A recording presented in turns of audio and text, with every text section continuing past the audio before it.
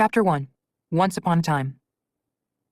Once upon a time, Mrs. Peters said to her sixth-grade class. These are the most magical words our world has ever known, and the gateway into the greatest stories ever told. They're an immediate calling to anyone who hears them, a calling into a world where everyone is welcome and anything can happen. Mice can become men, maids can become princesses, and they can teach valuable lessons in the process. Alex Bailey eagerly sat up in her seat. She usually enjoyed her teacher's lessons, but this was something especially close to her heart.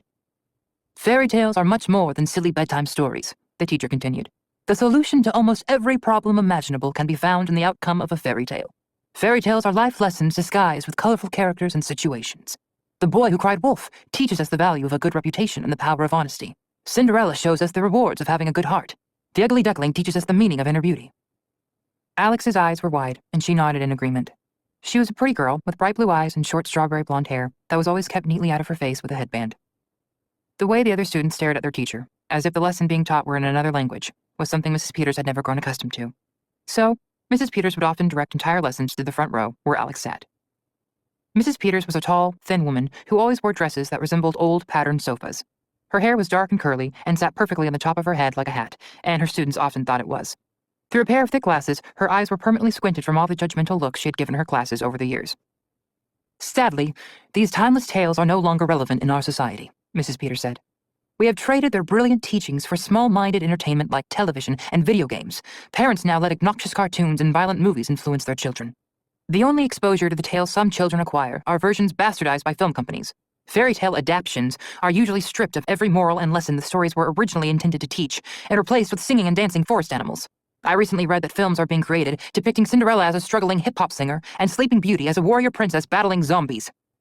Awesome, a student behind Alex whispered to himself. Alex shook her head. Hearing this made her soul hurt. She tried to share her disapproval with her fellow classmates, but sadly, her concern was not reciprocated. I wonder if the world would be a different place if everyone knew these tales in the way that Brothers Grimm and Hans Christian Andersen intended them to be known, Mrs. Peters said. I wonder if people would learn from the Little Mermaid's heartbreak when she dies at the end of her real story. I wonder if there would be so many kidnappings if children were shown the true dangers that Little Red Riding Hood faced. I wonder if delinquents would be so inclined to misbehave if they knew about the consequences Goldilocks caused herself with the 3 bears. There's so much to learn and prevent for our futures if we just open our eyes to past teachings.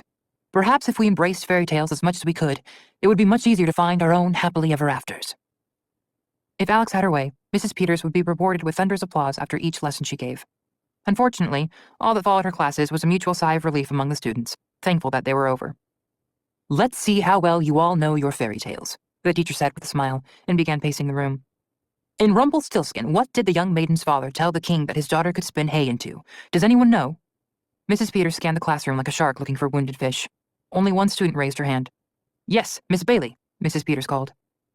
He claimed she could spin hay into gold, Alex said. Very good, Miss Bailey, Mrs. Peters said. If she had a favorite student, and not that she would ever admit to having one, Alex would have been it. Alex was always eager to please. She was the definition of a bookworm. It didn't matter what time of day it was, before school, during school, after school, before bed, she was always reading. She had a thirst for knowledge, and because of it, Alex was usually the first person to answer Mrs. Peters' questions. She tried her best to impress her classmates with every chance she got, putting extra effort into each book report and class presentation she was assigned. However, this usually annoyed the other students, and Alex was often teased for it. She constantly heard other girls making fun of her behind her back. She usually spent lunch alone under a tree somewhere with an open library book. Although she would never tell anyone, Alex was so lonely that sometimes it hurt. Now, can anyone tell me what the compromise was that the maiden made with Rumpelstiltskin? Alex waited a moment before putting her hand up. She didn't want to seem like a total teacher's pet. Yes, Miss Bailey. In exchange for turning the hay into gold, the maiden promised to give Rumpelstiltskin her firstborn child when she became queen, Alex explained. That's a pretty steep deal, said a boy behind Alex. What's a creepy old short man want with a baby anyway? A girl next to him asked. Obviously he couldn't adopt with a name like Rumpelstiltskin, another student added. Did he eat the baby? Someone else asked nervously. Alex turned around to face her clueless peers. You're all missing the point of the story, Alex said. Rumpelstiltskin took advantage of the maiden because she was in need. The story is about the price of a bad negotiation. What are we willing to give up long-term in the future for something short-term in the present? Get it? If Mrs. Peters could change her facial expression, she would have looked very proud. Nicely put, Miss Bailey, she said. I must say, in all my years of teaching, I've rarely come across a pupil with as much in-depth knowledge as— A loud snore suddenly came from the back of the classroom. A boy in the back row was slouched over his desk and drooling from the corner of his mouth, very much asleep. Alex had a twin brother, and it was moments like these that made her wish she didn't. Mrs. Peters diverted her attention to him like a paperclip to a magnet. "Mr. Bailey," Mrs. Peters asked. He continued to snore.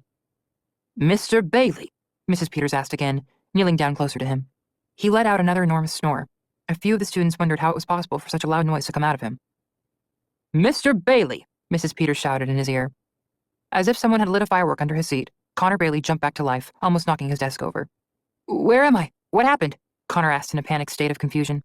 His eyes darted around the room while his brain tried to remember where he was. Like his sister, he also had bright blue eyes and strawberry blonde hair. His face was round and freckled, and at the moment, slightly smushed to one side like a basset hound when it first wakes up from a nap. Alex couldn't have been more embarrassed by her brother. Besides sharing looks and a birth date, she and her brother couldn't have been more different. Connor may have had a lot of friends, but unlike his sister, he had trouble in school, mostly trouble staying awake. "I'm so glad you could rejoin us, Mr. Bailey," Mrs. Peters said sternly. "Did you have a nice nap?"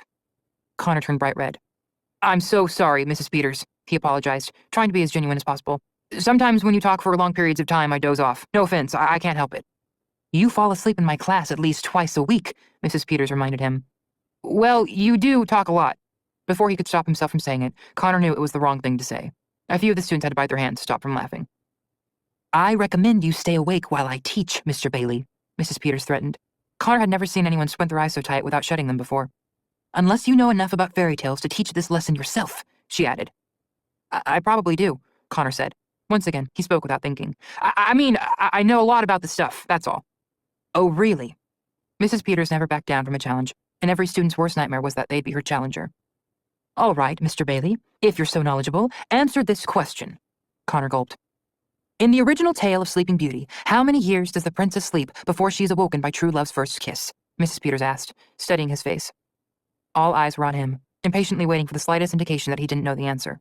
But fortunately for Connor, he did. 100, Connor answered. Sleeping Beauty slept for 100 years. That's why the castle grounds were covered in vines and stuff, because the curse affected everyone in the kingdom and there was no one to garden. Mrs. Peters didn't know what to say or do. She frowned down at him, immensely surprised. This was the first time he had ever been correct when she put him on the spot, and she certainly hadn't expected it. "Try to stay conscious, Mr. Bailey. Lucky for you, I used my last attention slip this morning, but I can always request more," Mrs. Peters said, and promptly walked to the front of the classroom to continue her lesson. Connor sighed with relief, and the red drained from his face. His eyes met his sister's. Even she was surprised he'd gotten the answer right. Alex hadn't expected Connor to remember any fairy tales. "Now, class, I want you all to get out your literature books, turn to page 170, and read Little Red Riding Hood quietly to yourselves," Mrs. Peters instructed. The students did as they were told. Connor made himself as comfortable as possible at his desk and began reading. The story, the pictures, and the characters were all so familiar to him. One of the things Alex and Connor looked forward to the most when they were very young had been the trips to see their grandmother. She lived up in the mountains in the heart of the woods in a tiny house that could best be described as a cottage if such a thing still existed. It was a long journey, a few hours by car, but the twins loved every minute of it. Their anticipation would grow as they traveled up the windy roads and through the endless trees, and when they crossed a yellow bridge, the twins would excitedly exclaim, "We're almost there! We're almost there!" Once they arrived, their grandmother would greet them at the door with open arms and hugs so tight they would almost pop. "Look at you two. You've both grown a foot since the last time I saw you," Grandma would say, even if they hadn't, and then would lead them inside where a freshly baked batch of cookies waited for them. Their father had grown up in the woods and would spend hours each day telling the twins his adventures as a kid. All the trees he'd climbed, all the streams he'd swum, and all the ferocious animals he'd barely escaped from. Most of his retellings were highly exaggerated, but they loved this time with him more than anything else in the world.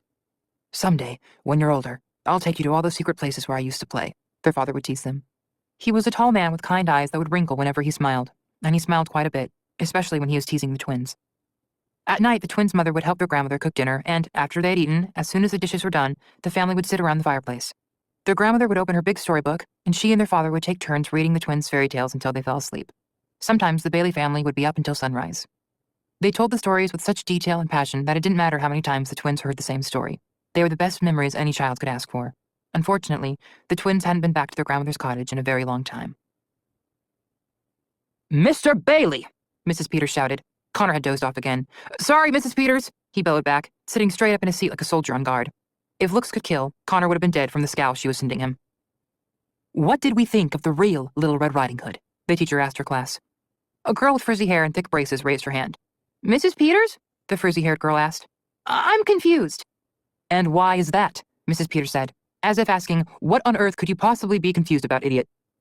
Because it says the big bad wolf is killed by the hunter, the frizzy-haired girl explained. I always thought that the wolf was just upset because the other wolves in his pack made fun of his snout, and he and Little Red Riding Hood became friends in the end. At least that's what happened in the cartoon I used to watch when I was little. Mrs. Peters rolled her eyes so far into the back of her head she could have seen what was behind her. That, she said with a clenched jaw, is exactly why we're having this lesson. The frizzy-haired girl became wide-eyed and sad. How could something so dear to her have been so wrong? For homework, Mrs. Peters said, and the room unanimously slumped in their seats. You are to pick your favorite fairy tale and write a paper due tomorrow on the real lesson the tale is trying to teach us. Mrs. Peters went to her desk, and the students began working on their assignment with the little class time remaining. Mr. Bailey, Mrs. Peters summoned Connor to her desk. A word. Connor was in deep trouble, and he knew it. He cautiously stood up and walked to Mrs. Peters' desk. The other students gave him sorrowful looks as he walked by, as if he were walking to his executioner. Yes, Mrs. Peters? Connor asked.